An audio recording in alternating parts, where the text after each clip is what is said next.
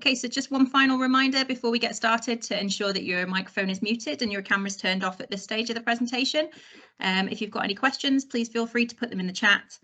We'll approach them at the end of the main section of the presentation, but if you've got any burning questions that come up, pop them in there and we'll approach them if they're not covered, unless you'd like to, of course, ask your question, you're welcome to do so. But for this stage, just to make sure that your microphone is muted to prevent any feedback and that your camera is turned off.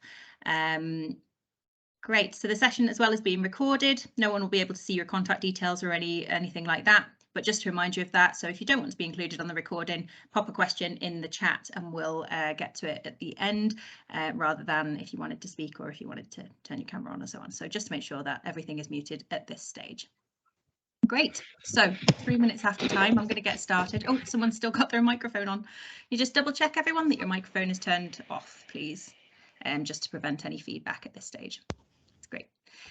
Okay, so I'll get cracking. So today's session is about penetration testing or pen testing, and hopefully you'll be able to see a lovely pink slide there of Hack to the Future. So the reason I wanted to call it that is a bit about you can't time travel when it comes to cybersecurity, and we often say, you know, it's not a case of if but when, and definitely don't want to go down the route of scare tactics and drama because I don't find them very helpful really, but you can't time travel. So it is definitely wise to think about cybersecurity and understanding your risks as early in your business planning process as you possibly can, because it's very difficult to go back. And a recent IBM statistic suggested that it was up to 100 times more expensive to try and remediate a problem or a vulnerability that was part of your system, whether that's an app or your infrastructure. It's 100 times more expensive to do that once you're live and a few years down the line than it is to do it right at the very beginning. So it's really important that you start thinking about your cybersecurity at the start of your business planning process. So that's a little bit why we went with Hack to the Future. But what about pen testing? So we are the hackers. Pen testing is what we do. I'll come on to that in a moment. I am the co-founder of Azicus.io. My name's Nicola. I'm a security advocate. So although I am not technical personally, I definitely advocate for strong security, cybersecurity systems, and planning and management and ongoing maintenance of your cybersecurity maturity really, and making sure that you're keeping on top of that. And I'm a relationship manager within our business, so I look after all of our clients, make sure that they're happy with the services that we provide, and also make sure that they are understanding what the potential business impact could be of the findings that we find and we verify throughout our engagements. So today we're going to take a little look at pen testing. Some of you might be familiar with what it is, others may not be familiar with it at all, and so I guess we're going to look at, you know, a few definitions and so on. We're going to talk about why you might want to do that, exactly what it is, and when you can think about doing penetration testing. So some of you might be right at the beginning of your business journey and others might be slightly more established. And there's lots of different reasons why you might want to consider penetration testing, but it's definitely good that you think about it and that you know what it is. And then we're going to take a look at 3 brief case studies. So these are real world case studies that we've worked on that might help to just provide a little bit of an example, so you can think about the pros and cons of conducting penetration testing at different stages of your journey. So again, we're playing with the idea of if you do things early on, what are the impacts of that? If you leave cybersecurity a little bit later in your journey, what could the potential impact of that be? So many people think they know what hacking looks like. And unfortunately for me, I don't look that cool, and that's not really what we do, and it doesn't really look like that. We are friendly hackers. People often ask us, well, you know, why would you be on the friendly side of things? Hey, you know, don't you want to go in and fight the good fight on the dark side?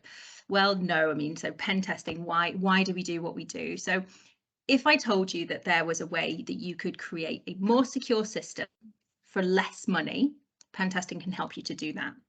It can help to make sure that you're compliant, whether that's industry regulations or, you know, the future of GDPR or ISO standards, or if you're looking to process payments as part of your business, then in order to be compliant, you may well require a pen test for regulatory compliance. and also to keep your stakeholders happy. So if you are potentially going for venture capital funding, or if you're looking to scale up or scale out, then you could be required to conduct a pen test at that stage as well. So it's good to keep in mind where you are going in your business, and when pen testing might come up. There's a way to prevent data breaches. Pen testing does have a relationship to that. If I told you that you would be able to prevent data breaches, it sounds pretty tasty. To demonstrate business impact to get security buy-in. So this is quite a big one for people who perhaps want to invest in their cybersecurity, but don't really understand what the potential business impact might be if they don't. So where are we vulnerable? Where are we, where might those attacks come from? What could the potential business impact be? And once you know that, it's much easier to allocate suitable resources to be able to strengthen your cybersecurity and to improve your cybersecurity maturity, and also to improve precision and accuracy when it comes to your cyber defenses. All of these things are the reason why you might want to conduct a pen test. But what exactly is it? So pen testing is sometimes called ethical hacking, sometimes referred to as offensive cybersecurity, but there are lots of different types of offensive cybersecurity, and pen testing is one of those, and it's short for penetration testing.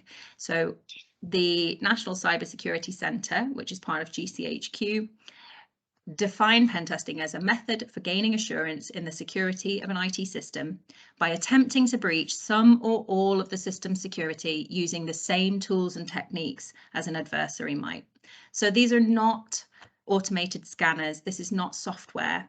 We are real people hacking into systems and web apps and mobile apps and so on.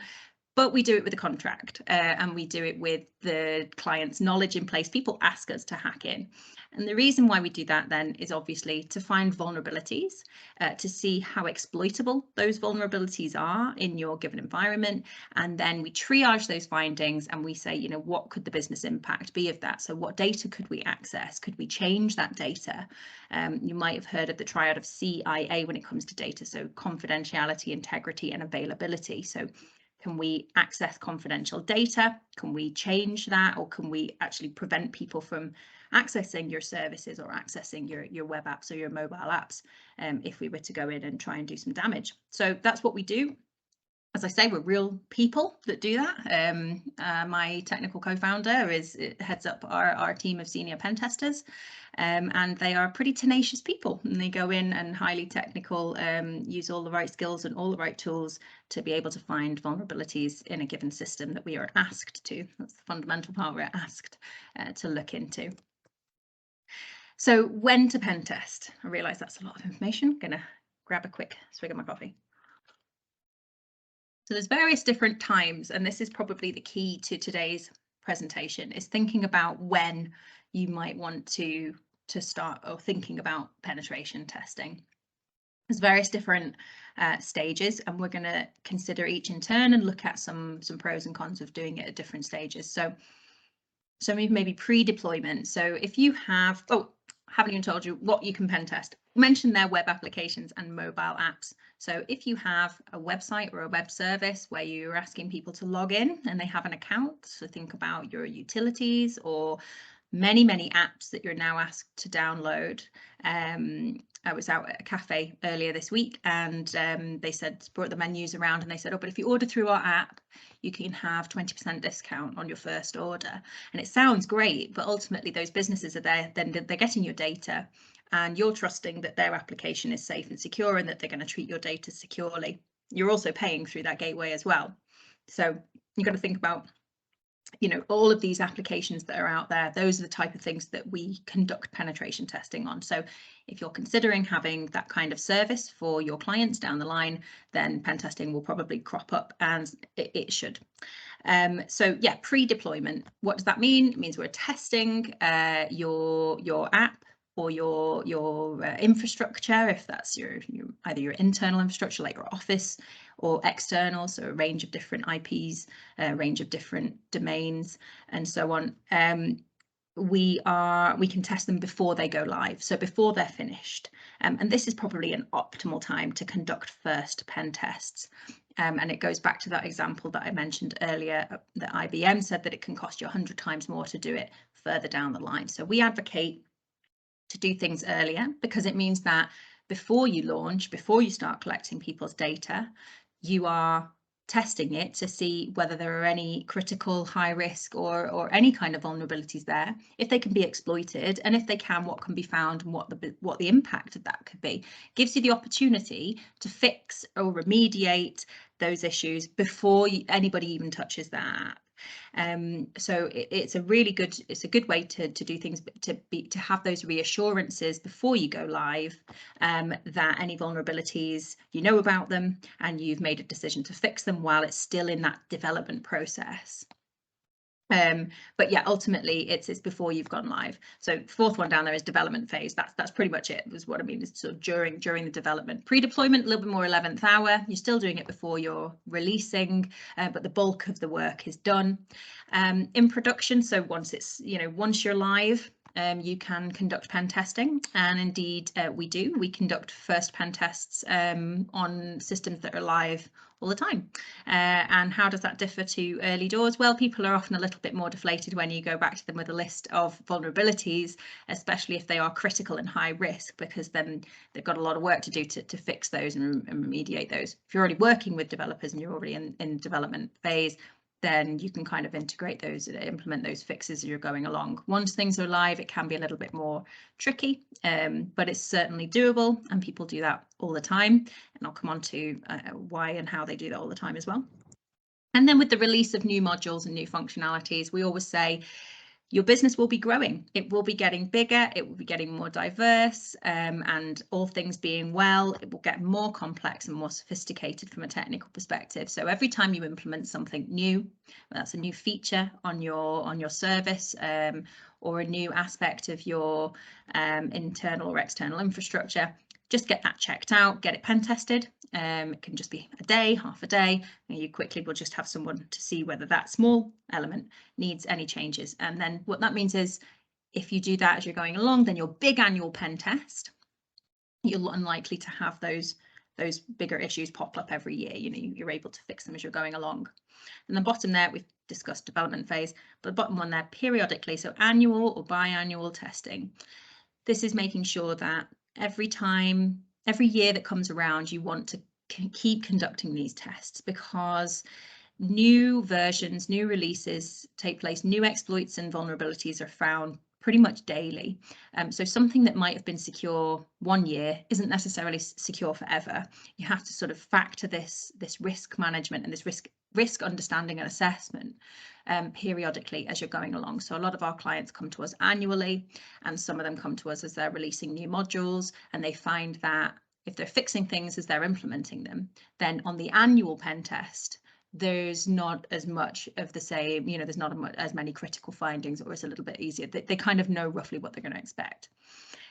Importantly, it's really important to notice that in all the pen tests we've ever done, and we've conducted hundreds of different pen tests for different clients, from startups right the way through to global banks, everyone sits with risk. Everyone is vulnerable, and vulnerabilities exist in pretty much all systems. It's very, very difficult to try and have. We've never submitted a pen test report that doesn't have vulnerabilities in it. So there's a discussion there that you need to have with key stakeholders, yourselves as founders and as leaders, about what is my risk appetite. So in the same way that you think about financial risk or legal risk, reputational risk, factor cyber risk into that, because you may have a series, in your report, you might have 10 low risk findings. Okay, do we want to fix those because the impact could be low, the risk is fairly low, it's been triaged as low by our pen testers? Should we leave those and we absorb that risk? Or you might want to take out some cyber insurance to be able to share that risk. Or you might want to fix everything, see them as quick fixes, and we'll fix a few of them here and there. And interestingly, some of the more critical risks are only present as critical risk because they are a combination of others. So it's important to consider, is this a really big red flag, or could it be minimized or mitigated by a couple of quick fixes of low risk issues, but in combination they're more serious? So this is a moving piece of your puzzle when it comes to cyber risk management. It's about saying how much risk are we willing to absorb ourselves as an organisation. And interestingly, it's important to remember, if you don't penetration test at all, you are running the risk that you have serious or high critical vulnerabilities that you don't know about. So that too is a risk that you have to, discuss and consider. We don't know where we're vulnerable. That in itself is a risk, and are we willing to absorb that risk? Are we willing to run with it? Again, it's not about being scary and going down the scare tactic route. It is more about just being aware, because there is a difference between cybersecurity awareness and also that scare tactic piece. So those are different reasons, different points, in your business when you might want to consider pen testing. So thinking about it now, it won't be so much of a surprise down the line. Get familiar with pen testing, what it is and who does it. Important again to remember, this is people that do penetration testing. So this is not vulnerability scanning. This is not an automated piece of software that you run. These are people who will verify findings and manually exploit systems using the same techniques and tools that adversaries can. So some case studies then. Just take a quick breather. As I appreciate there's a lot to digest. So maybe some case studies. I hoped if we just went through these 3 different ones, pretty general businesses that we've worked with over the past 12 months and so, and to give you a little bit of an example of what we did, why they were doing it, and what the outcomes were of them doing that at that stage. That gives you a little bit, allows you to put some of the pieces of what we've been talking about so far together. So case study 1, turning Amsterdam into Alaska. So I'll tell you why we call it that in a moment. So this is a 1 to 10 person company. They're a startup. So this was prior to them launching their actual business and going live. And they're a VIP travel marketplace. So they're providing high-end corporate travel for individuals. And as I say, we were dealing just with 1 person to begin with, and then their team gradually grew, and they had in-house developers. So they were working with, they'd hired developers to help them develop their application, their web app and mobile app.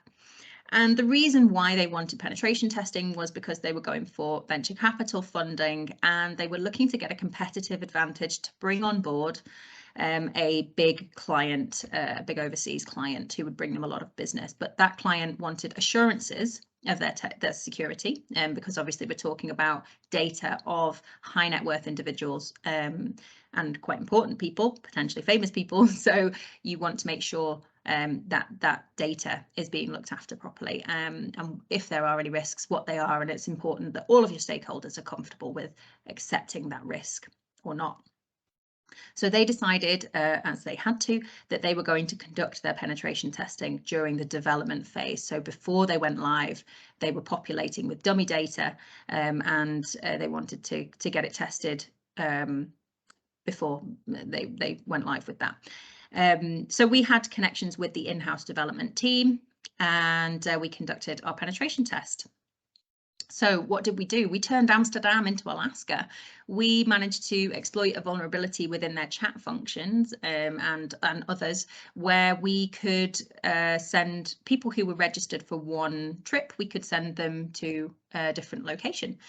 So we were able to alter the location and turn Amsterdam into Alaska. I've heard it's lovely at this time of year. So that was pretty significant risk for them. But the benefit was it was found early, and they were able to remediate that risk. The key there is it was learning for the development team, and we were working with that developer who said himself, this is great because I'm not going to make the same mistakes next time. Now, developers are great at what they do, and they are very often, where you're working with internal team or external team, they're often in the trenches. They are up against very rapid fixes, rapid releases, rapid updates and so on. They're under a lot of pressure to deliver.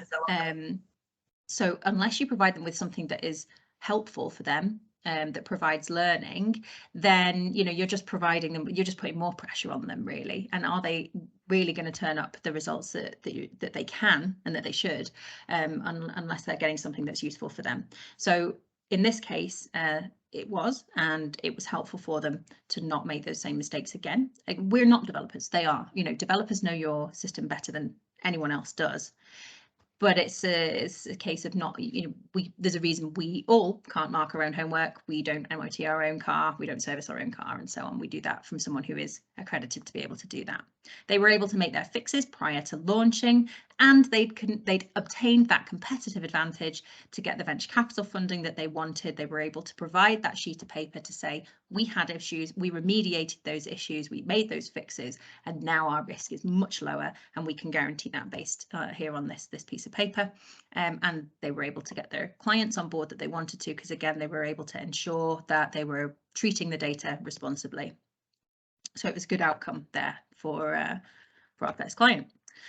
So case study 2, a little bit different. This is a university client, a little bit bigger and more established. There are 10 to 20 individuals working on this project, and they provided a peer-to-peer mental health support platform where people could log in, have a profile, and they would share how they were feeling, and their primary care physicians and people were able to support them back. So it was individual to individual, but also to care provider.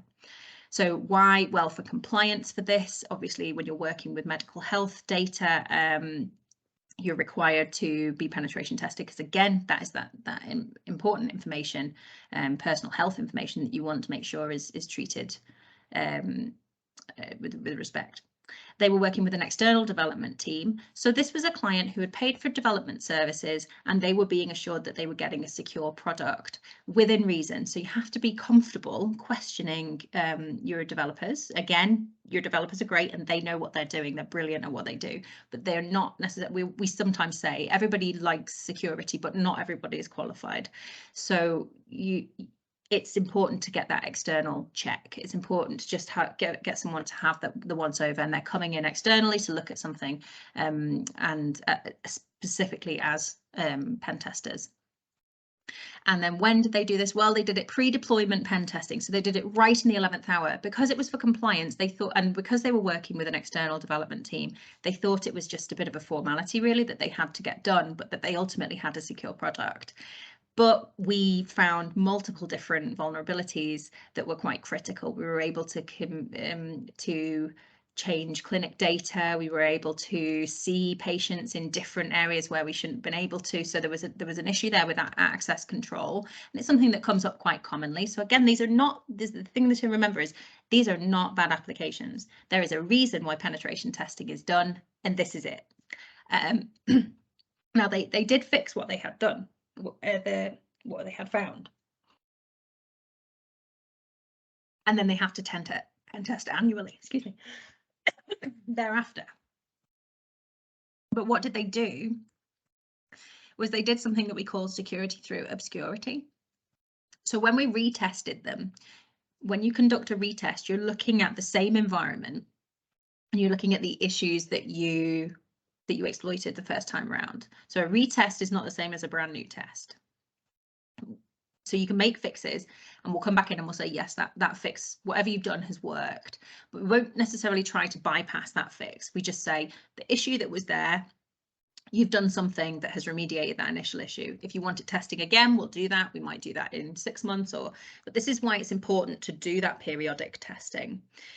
They required rapid fixes, so they put that sticking plaster on, and what they did was effectively, they knew that a part of their web app was vulnerable. And imagine that it was like Hansel and Gretel's house. It wasn't secure and the door wasn't locked, so you could get in. But what they did was they hid the key. They put a lock on the door. They hid the key behind a tree in the forest. So it slows everybody down. You can't necessarily find it straight away. You go to Hansel and Gretel's house, you try the door and you realize it's locked. So, okay, well, obviously this isn't the one. Let's move on to the next one. But the following year, when we came in, we went in and we went through the woods and we found the key. So once you find the key and you know which tree it's behind, you can go back every time. You can let yourself in. The same problem was still there once we accessed it. So it's about making those fixes earlier on. They wouldn't have needed to put the sticking plaster on it. They would have been able to develop it in a more secure way. So they wouldn't have needed to build the woodland around to hide the key, and all of that stuff to layer up their security.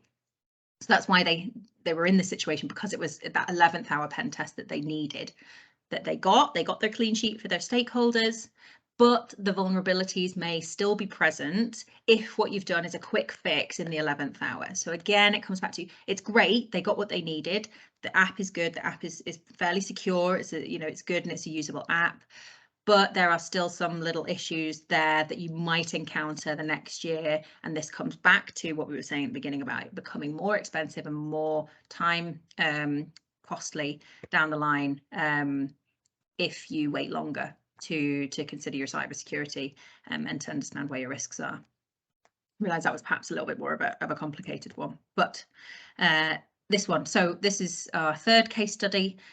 They take an integrated modular approach to pen testing and to their cybersecurity. These guys are established. They've got 150 staff. They've been around for about 25 years, and they're a rental marketplace. So they're pretty established now. But remember, they started out somewhere. Everything starts from that acorn. The mighty oak has grown. They work with an external development team, and they were incident driven to have a penetration test done. So they had seen that in their field there had been breaches, data breaches that had been fairly high profile, and they didn't want that reputational damage, and they wanted to maintain a good competitive advantage and be doing the right thing, really. But it was driven by the fact that they were a little bit worried that there'd been hacks in their market, in the same area, in their arena. So we were then testing an in-production platform, so a complex platform that had been around for many years, that had lots of development done on it, and we were working with an external team on this. Interesting to mention, when we asked on the scoping call, we asked the team, has this platform ever been pen tested? And they said, yes, I did it. And we immediately, upon testing, found multiple critical vulnerabilities where we were able to conduct what's known as a full account takeover, so an admin takeover. We were able to log in with admin privileges, and we could have taken down or stolen everybody's data. We could have shut things down for them, basically taken things down, changed it. It affected the confidentiality, integrity, and availability of that whole thing. So this is a prime example. The developers are great, but this is why you don't mark your own homework, because it actually can foster quite a dangerous culture, and culture is a bigger, is a bigger picture of this. Pen testing is a tiny part of your cybersecurity culture, but if you are saying, oh, I can do, I'm sort of jack of all trades and I know about security, it can be a little bit dangerous, because you can be walking around with serious vulnerabilities. This is certainly not unique. Again, these guys are great at what they do, but it is something, it's a risk that you take if you just do things in-house. So they were testing an in-production platform. We came back with lots of different vulnerabilities. There are then the difficulties of fixing an in-production system. It's quite difficult to do. You're often sat there going, where do I start? Which ones do I fix? Do I go with the low-hanging fruit? Do I go with the most critical ones? And what are the impacts of that? How long is it going to take? It's just another task for someone to do when you're already busy enough. So it can be quite difficult to do that. But as a result, they're now integrating pen testing within all these new functionalities. They're basically going back to basics, back to the start, and they're redeveloping their platform to have a whole fresh new launch of a nice secure platform. They've got a whole new approach to security culture as well, working with external penetration testers right the way through their development phase now. So we're working alongside with them. We have a seat at their table, and we come in and we look at things monthly for them, and we're working as part of their team. We're partners and we're helping them, and that is some of the best benefit that you can really get from working with pen testers, is get them sat at your table and get a hacker's perspective. I mean, if you could go out and ask a hacker how they do it and how they get your data, this is it. Pen testing is it. And working with pen testers is a great way to just get insight, get that knowledge without it being the hard way. So on a final note from those examples, would say good old Abe Lincoln there, the best way to predict the future is to create it. And what exactly are we creating? What future are we creating? It's one that is risk aware, not necessarily risk averse, you don't have to be, but it's about being risk aware, and it's about harvesting and garnering a culture within your organization from the front. So if you are a leader, you are the top of your organization, it's about going out there and saying, this is important. It's important for us to know where we're at risk and why, what we can be doing that's better, and making sure that people throughout the organization are supported. So our future is best if we know about it and we're able to create it and we have a little bit more control over it. So you can keep in touch with me. As I say, you might not be ready for pen testing at this stage of your journey, but it is certainly something that is worth thinking about, and just for when the time comes, whether that's a requirement or whether it's just because you want to go down a best practice route, to just get to know some pen testers. It doesn't necessarily need to be us, although I'd love it if it was. So you can keep in touch with us. We are your friendly hackers. We're Edinburgh based and we have clients all over the world. So we're certainly happy and open to networking and keeping you on our radar. So you can get me on LinkedIn. You can always drop me an email. We do free quotes, no obligation there. We can chat to you about what your options are with penetration testing. And you can check out our website at azicus.io. On there, it tells you all the different things that we pen test, all the different types of systems. So those web apps, mobile apps, iOS apps, internal and external infrastructure, and we also do things called OSINT, which is what can we find out about your business and you on the internet and how can it be used against you. So all kinds of different things that are part of offensive cybersecurity that we've only just had a chance to touch upon today. So I rattled through 30 minutes and I realise and appreciate that that's perhaps a lot to take in. So what I'm going to do is I'm going to stop sharing my screen now. And I'm going to come back to the chat and just wondered if anyone has any questions or any thoughts. They don't necessarily need to be questions. They can just be thoughts. Or indeed, if you want to speak up, just a reminder that the session is being recorded. So you'll be able to watch me coughing again if you'd like to. And just, but if you do want to come off mute, you're welcome to say a few things, raise a hand and so on. Right, so we've got a question here. If you use a platform like Shopify, do they manage all of these vulnerabilities? It's a great question. Thank you. And so ultimately, yes, and you can ask them, and you know, it's totally right for you to do that. You know, what vulnerabilities do you know at present? Are you pen tested? When was the last time you were pen tested? Because they're dealing with your client's data, and you know, a lot of the time we find that data breaches can come from these third-party providers. So they should manage the vulnerabilities, but ultimately it's up to them to decide what risk appetite they have. Someone like Shopify, I'd imagine they're probably right on top of it and they're regularly pen testing because there's a reason why they're as big and successful as they are.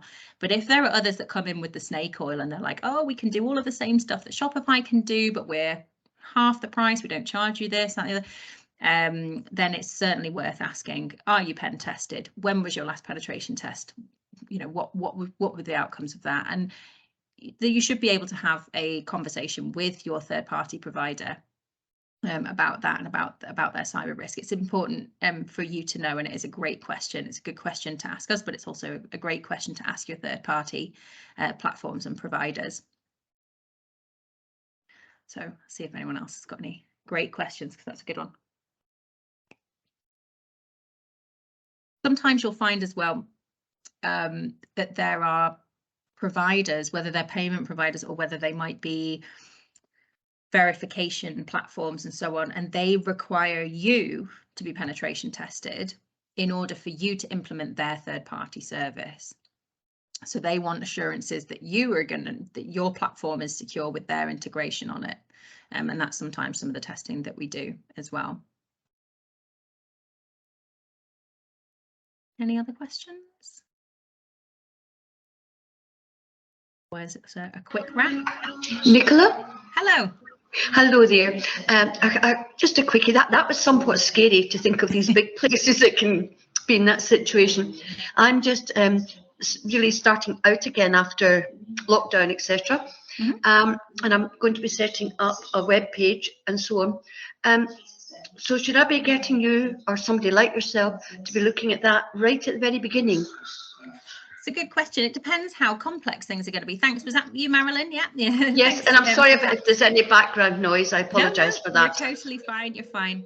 So, so for something as simple as like a WordPress site or so on, generally speaking, we say you know, no, it's when you start doing things like having logins, if you're asking people to upload documents, you know, if you're a recruitment firm, for example, and you're asking people to upload their CV, you need to be careful about what documents can be uploaded, because people can upload malicious things that you then download and so on. So it depends what functionalities you've got on your website. Now, 9 times out of 10, when you're just starting out and you just need a page for people to know what you're doing, then no, you don't require a pen test. But it's really good that you know what one is, so that as you go down the line, you're questioning, you're saying, okay, should I think about doing that now or not?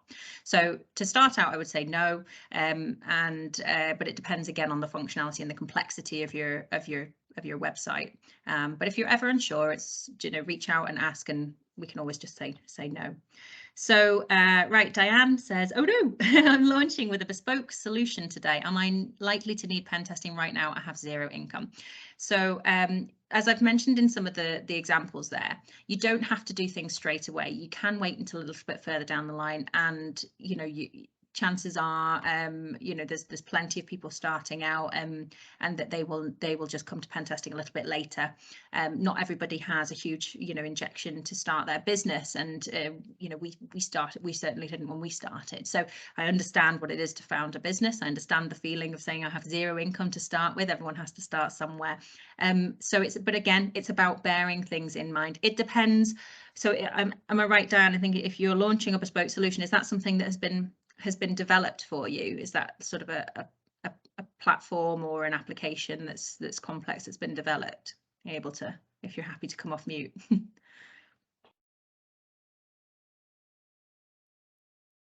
Or not, that's fine. If you don't, are you likely to need pen testing? It's good to think about it. Again, it depends how complex it is and what you're access to. So an app to access educational material. I would say definitely think about it, factor it into your plans for the future.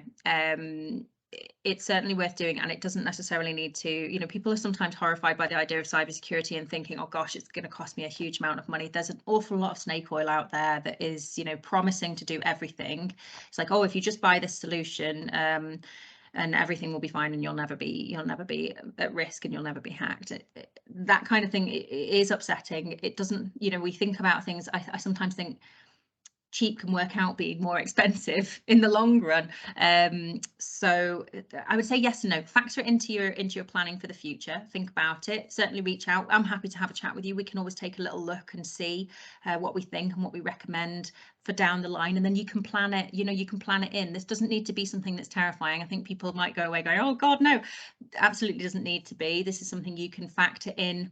Again, this is hack to the future. You plan it in, and you know where your risks are, and you're able to provide assurances to your clients that, you know, you're managing your risks, and you're aware of them, and you're doing what you can to mitigate them. But don't be horrified. Diane, happy to speak with you offline and sort of have a chat. There's certainly no pressure, and it's nothing to be worried or concerned about. We'll talk to you about how you might want to factor things into your plan down the line. It should be exciting. It should be exciting, not worrying.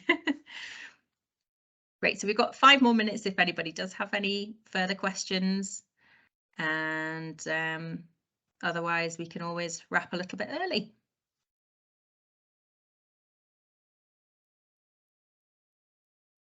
Diane, launching today as well. Congratulations. I know how that feels. And there it's sort of all that preparation and planning, and the nervous excitement of getting things launched, but that's fantastic news. Good for you. Great. Okay, well, no more questions coming in, so I'm just going to let everybody trickle away and enjoy the rest of your Scottish Business Week. Please do add me on LinkedIn. We'll share a few things as we're going forward, but add me on LinkedIn if you're concerned or you've got a question. If you want us to take a little look at your platform or your app, we'll take a little look. And there's certainly no pressure, and we can help you factor pen testing into your future down the line, and your cyber risk management. It's good to have a friendly hacker, if nothing else. So thank you very much, guys. Yeah, and enjoy the rest of your Scottish Business Week. I will let you all trickle away just now.